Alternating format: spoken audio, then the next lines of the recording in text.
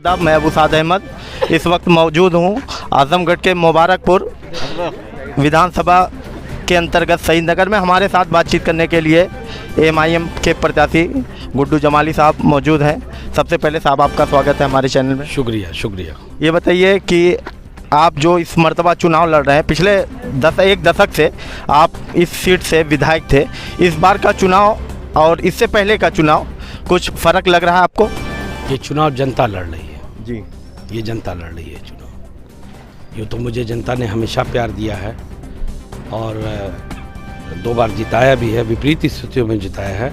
लेकिन जनता, इसलिए मैंने कहा कि चुनाव जनता लड़ रही है क्योंकि आप जानते हैं कि बैनर थोड़ा हम लोगों का भी नया है जी, और उस तरह का जैसे एक ऑर्गेनाइज संगठन है मगर उस तरह का नहीं है।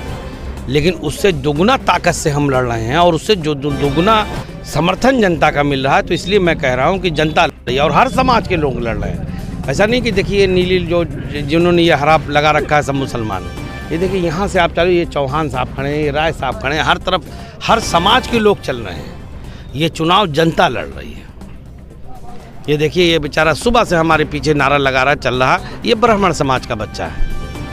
तो ये चुनाव सर समाज के लोग जो यहाँ की जनता है 4.25 लाख वो लड़ रही है। क्या लग रहा है जो पिछले एक दशक से लगातार आप यहाँ से जीते रहे, यहाँ से कुछ आपके नज़र में जो काम था, आप जो है सत्ता में नहीं थे, उसके बाद कुछ ऐसा काम नज़र आ रहा है जो कराने से आप रह गए?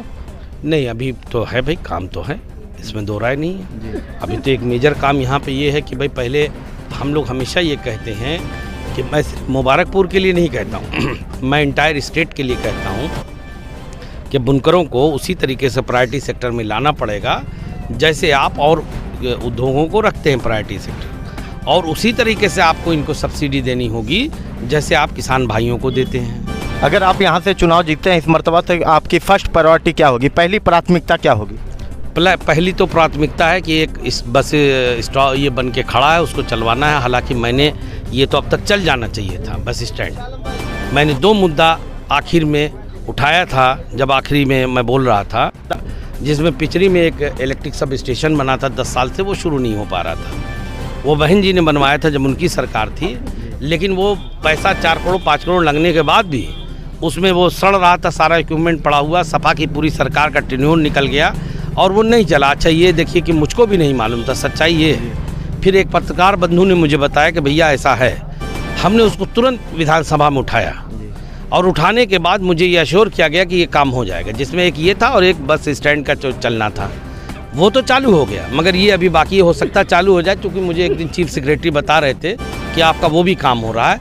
तो पहले इसको चलाना है और एक मेरा सबसे प्रायोरिटी का मुद्दा है कि हमारे बुनकर भाइयों की जो समस्या है उसका समाधान करना है, उसका समाधान करना इन ऑल रिस्पेक्ट, हर तरीके से, चाहे वो विद्युत का हो, चाहे वो सप्लाई का हो, चाहे उनके वो। विडम्बना ये है कि मुबारकपुर के साड़ी की इतनी बड़ी ब्रांडिंग है, कोई नहीं जानता कि वो सारी साड़ियों का प्रोडक्शन मुबारकपुर में होता है। तो एक अपनी पहचान और एक ब्रांडिंग का भी इशू है। अब कोशिश करेंगे इन सब चीज़ों के लिए।